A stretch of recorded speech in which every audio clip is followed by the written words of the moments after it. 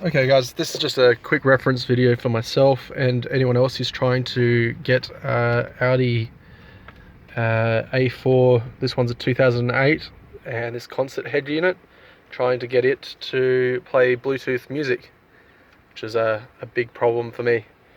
So I've had to go through a few things, apart from obviously it's all out of the dash, but I've got some, I managed to get a plug, the aux plug. So these particular plugs, they go in the back.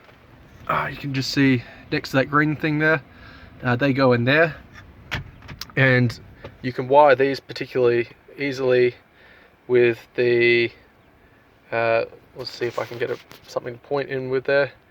On this side, second from the left. Oh, actually, I might mark a wiring diagram I used and put it in post if we do. But we'll do left, right, and ground on this top little L. So the ground is the bottom one on the in there, and then so on.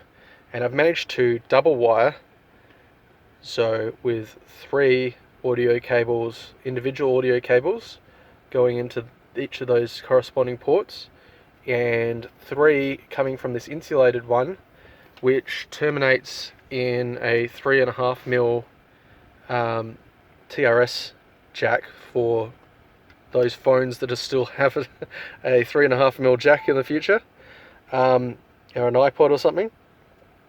So I just basically doubled them up and put them in the right ports. It was a problem with some of the units I bought online. They weren't wired correctly in this point. So I'll definitely make sure I put a wiring diagram up, or if anyone has questions, I'm sure I'll be able to answer them on the YouTube. I'm just really just doing this for myself so I know what I've done, because it's taken me long enough. So once I've managed to put them in the concert, I couldn't actually activate an external audio source.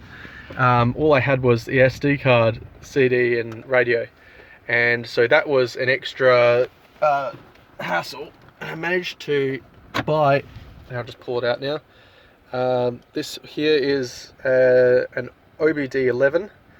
Again, that was pretty expensive, like $200, something like that.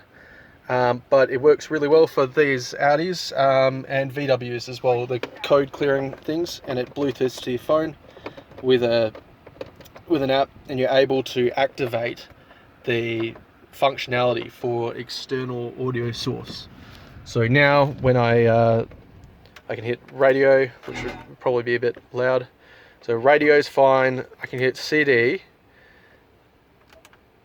Whoops. CD, and this one for source. So for CD, or now I've actually got the aux option, which is I don't know actually how to change that. Back to CD. Oh yeah, use the central dial. So I can go from CDs, or I can go back and change it to the external audio source. So recently I've had that being functional, and now I'm just trying to get, this is running a bit long, but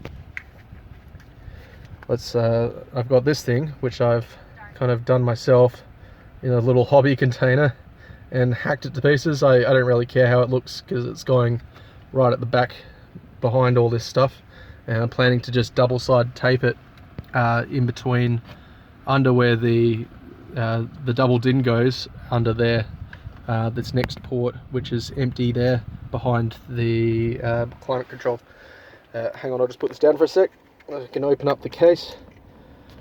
So I've bought a few of those cables that go into the audio part of the Audis, and they've been unsuccessfully wired, and the audio chip hasn't been very good.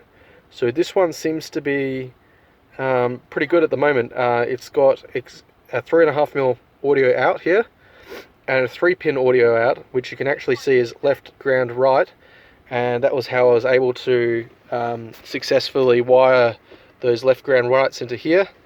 And for about a few cents, I bought a pre-terminated connector that fits right in there, which is very useful. and I obviously wired extra length to it so I had enough space to get it in there wherever I want. And the other thing is, it powers off a micro USB into here, or it's got two terminators, which it seems to be able to take 5 to 35 volts. I'm really not sure if it actually does, but I need to test it, because at the moment what my problem is that with the micro USB powered, the Bluetooth unit will power on and then it will power itself off again pretty quickly, and then try and do it's just powering on and off. So I'm hoping if I put some permanent power of a higher voltage than 5 volts, which is what the micro USB will be, so 12 volts for the car, maybe it will maintain its circuit and actually work. So, but I have tested it and it does work. I've got the left and right left and right done correctly. I do suggest that before you, if you are going to do the same thing, before you get it, you put it all back into these housings. You just leave it in this black bit and try and test it at the back of the unit and make sure your left and right audio are the correct to start with.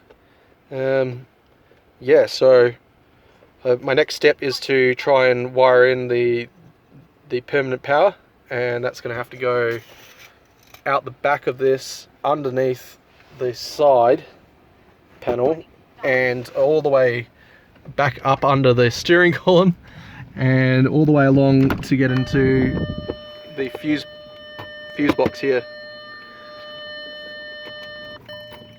which I can open up.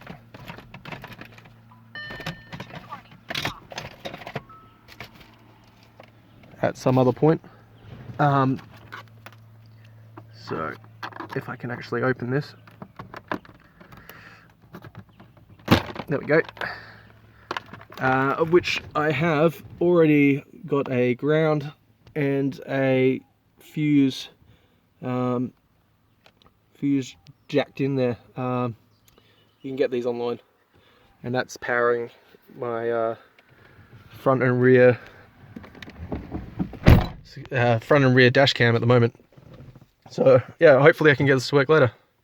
It's been about a year of different solutions, so yeah, glad to have it finally done. Mostly 90% of the way.